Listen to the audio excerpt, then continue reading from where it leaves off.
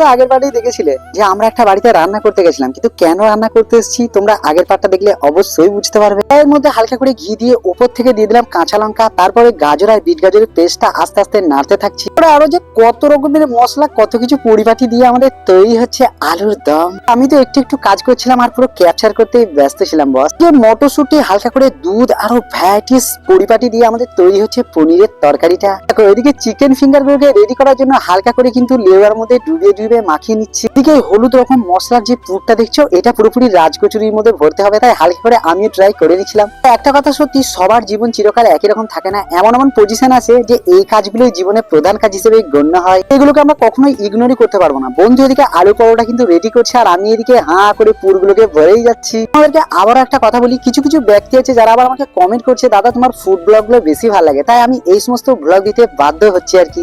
কাজ খুব একটা সাকসেস পারি না। এই দেখো আলু পরোটা বেলতে গিয়ে পুরো ইন্ডিয়ার ম্যাপ করে দিয়েছি। আমাদের রাধুনি বলতে গেলে এই ফ্রেন্ডটা এত সুন্দর রান্না করতে পারে, তোমরা চাইলে একে দিয়ে রান্না করাতে পারো। আশা করি মারাত্মক টেস্টফুল রান্না করে। জীবনে আমি ফার্স্ট টাইম বন্ধুদের সাথে এসে নিজে হাতে আলু পরোটা বেললাম আর আলু পরোটা সেকাও দেখলাম, যেটা দেখে কিন্তু আমার দারুণ লাগলো। মালিক কিন্তু আমাদের রান্না বান্না ব্যাপক চয়েস করেছে। তো যাই হোক, আমাদের বাড়ি ফিরতে সেদিন সময় হয়ে গেছিল সন্ধ্যে 7:30 নাগাদ।